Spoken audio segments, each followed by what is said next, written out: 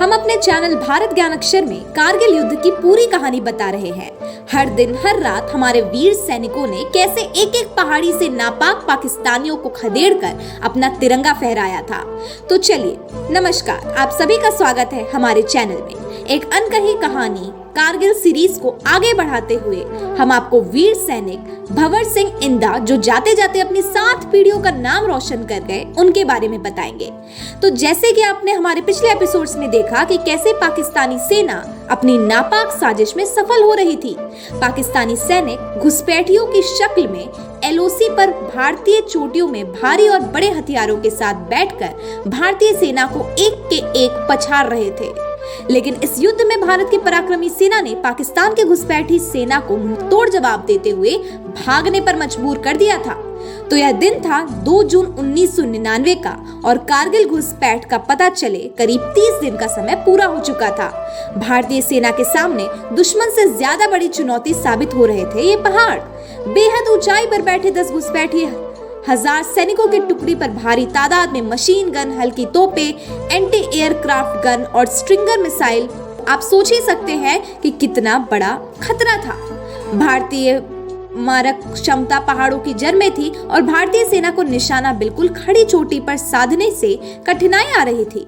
ऐसे में सेना के हथियार, सामर्थ्य और तादाद सभी कुछ बुरी तरीके से पिछड़ गए थे।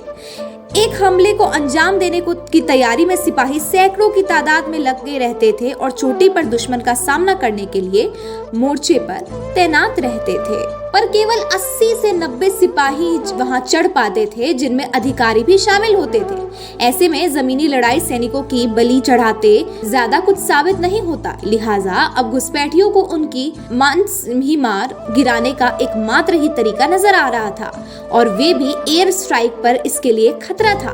तो इसकी जवाबी कार्रवाई युद्ध के दायरे में पहुंच जाती थी। 18 ग्रेनेडियर्स के लेफ्टिनेंट कर्नल विश्वनाथन ने अपने साथियों के शव के सम्मान की लड़ाई लड़ी। 6 घंटे की लगातार चढ़ाई चढ़कर वीर विश्वनाथन अपने साथियों के शवों तक पहुंचने, लेकिन उन्हें भी वीर गति प्राप्त हो गई।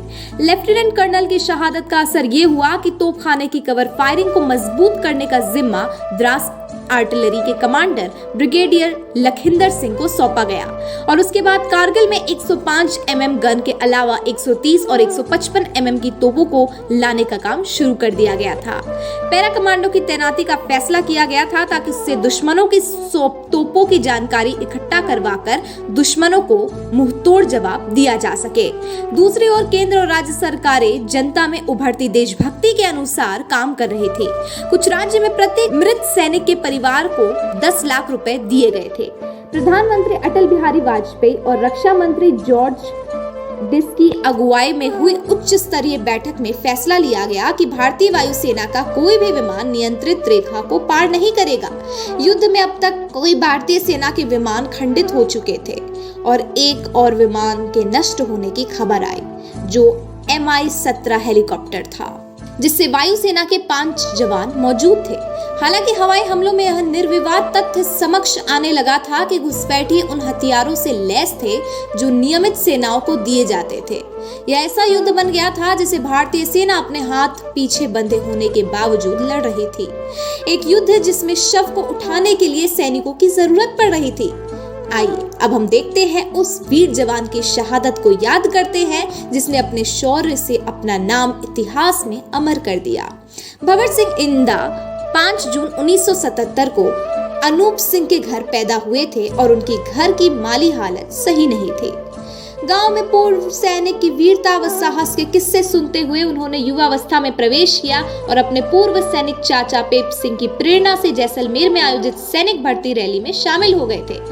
4 मार्च 1999 को खिसासरिया गांव में इंद्र कंवर के साथ शादी रच गई और 6 महीने में के बाद ही वह कारगिल के संघर्ष में चले गए, तो उन्हें वहां भेज दिया गया, जहां मोर्चे पर लड़ते हुए 28 जून 1999 को वे शहीद हो गए।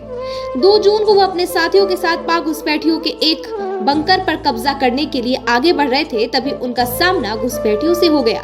आमने सामने की भीषण लड़ाई में भंवर लगातार 13 घंटे तक जूझते रहे। अंततः मोर्चे पर मातृभूमि की रक्षा के लिए संघर्ष करते हुए शहीद हो गए। 3 जुलाई को उनका पार्थिव शरीर तिरंगे में लिपटकर उनके पैतृक गृह नगर पहुंचा, जहां उन्हें सैन्य सम्मान के साथ अंत्येष्टि दिया गया। भंवर की शहादत पर पिता अनूप सिंह का कहना था कि वह हमारी ही नहीं, आने वाली 7 पीढ़ियों को सुधार गया है। उन्होंने जो काम किया है उस पर सारे गांव को नाज है। शहीद भंवर की धर्मपत्नी इंद्र कंवर दुख के साथ साथ गर्व महसूस करती है।